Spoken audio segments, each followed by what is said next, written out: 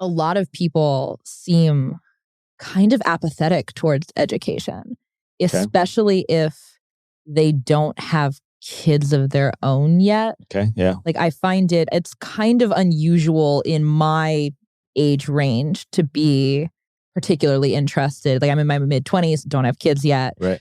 Kind of unusual with among my peers that I meet. Like I hang with a crowd that's fairly like, they fairly libertarian, conservative. Like they want to homeschool their dozen kids, all of them. Like they're kind of on board. Sure. But it's not a pressing issue to them. And even their level of interest is an outlier thing. Mm.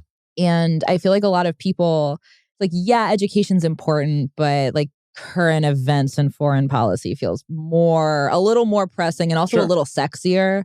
Like, I feel like people, there's sort of this just like, yeah, education's just kind of, it's on the list of things that are important, but it's not that high on the list, which I feel like is a gross misprioritization because education's the beginning of everything. Yeah.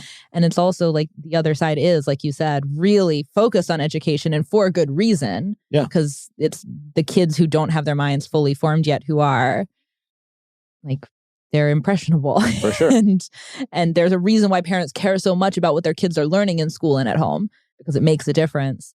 But I find it very interesting that maybe you disagree with me that there's a misalignment in people's incentives here. But I feel like people don't care enough about education. And I'm curious both what your experience with that is and also your response to it. I wonder if we can be kind of compassionate to people in that circumstance. At least my theory might be that like, look, they just suffered through 15 years of that institution. The last thing they want to do is think about that anymore, right? Like out of sight, out of mind, let me, have some freedom and move on. And so I wonder if there's something like that. But I think it's also different strokes for different folks. People who don't have kids, I agree, aren't as invested. Where I try and shift people's attention when I have conversations like this is I usually use an analogy that's like, look, imagine we're in a big orchard, we're gardeners, and we're tending to these trees. And these old trees, these fruit trees, they're decaying, they're knotted, they're diseased. We're trying to heap bucket loads of fertilizer onto these trees to restore them to good health. We have a lot invested in these trees. We want them to be healthy, bear good fruit. That's awesome. We should do that. We should save the old trees. But any good gardener worth his or her salt is also focused on the seeds and saplings, making sure that they avoid the same kind of, diseased state as the older. And that's where I think we have had a critical failure for those of us who believe in freedom, broadly speaking, is that we've been fertilizing old trees and we haven't been focused on the young. So to your friends and to my friends in that age bracket, I would say, I agree with you that current events is pressing, it's urgent, it's very hyper relevant to the now. But it's a symptom, it's an outgrowth, and we're just going to keep being distracted by all these daily crises that emerge if we don't fix the systemic problem. It's Henry David Thoreau, for every 1,000 hacking at the branches, there's one striking at the root. I'm sick of hacking at branches, like I did that the first decade of my professional life doing this stuff, tweaking here and passing a law there. And like, I have limited time on this earth. And I want a legacy. I want impact. I want to help people's lives, impact people's lives, and so I got to go for the root. And to me, education is the root. I could go on. It is the root, and we need to strike it.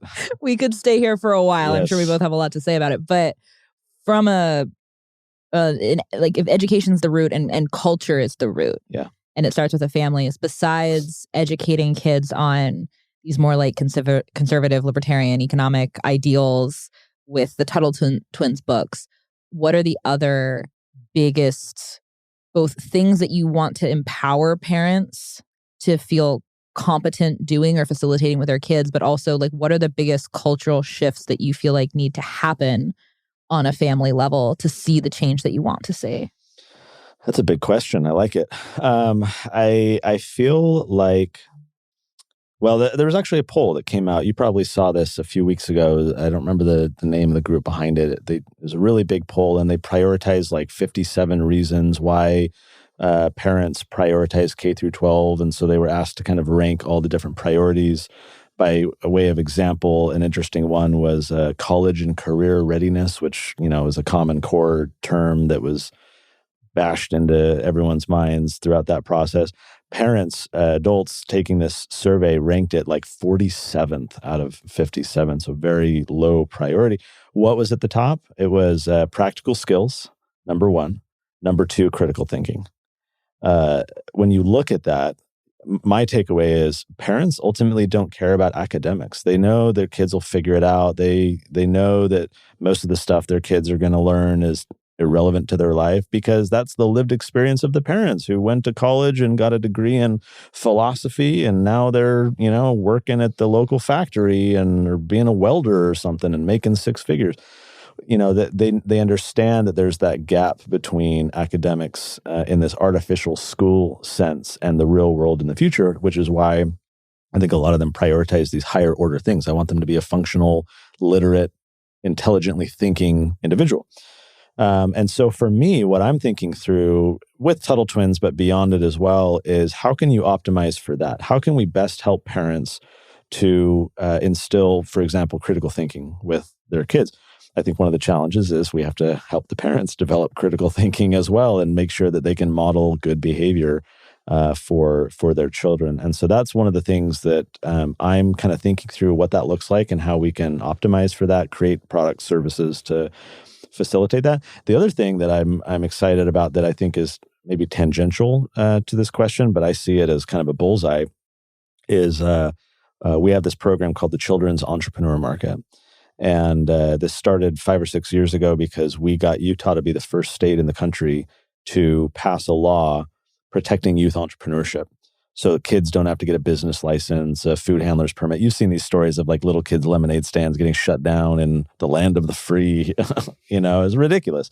So we went to our legislature. We're like, guys, so now that there's no taxes, there's no nothing. If you're under the age of 18, it is a literal free market. It's frankly economic anarchy, and I love it. So we got that law passed 6 years ago, and so we launched this program called the Children's Entrepreneur Market, and it's basically like a farmer's market, but run entirely by the kids. So mom and dad can help set up, but the kids are counting money, they're hustling, they're haggling, and so we've done that for a number of years. This year, we are expanding to 6 new states with the goal of taking it nationally within the next 5 years.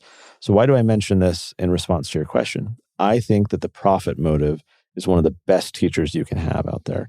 When little kids are earning money, suddenly they're learning, persuasive speaking, customer service, business management, product development, marketing. When you get these kids earning a bit of money, all this learning, it's no longer academic. It's no longer drudgery and worksheets and curriculum. It's, holy crap, I now know what, I want to do that again. I want to earn a bunch of money. I need to go learn all these things. And it's a means to an end because they have a clearly defined end.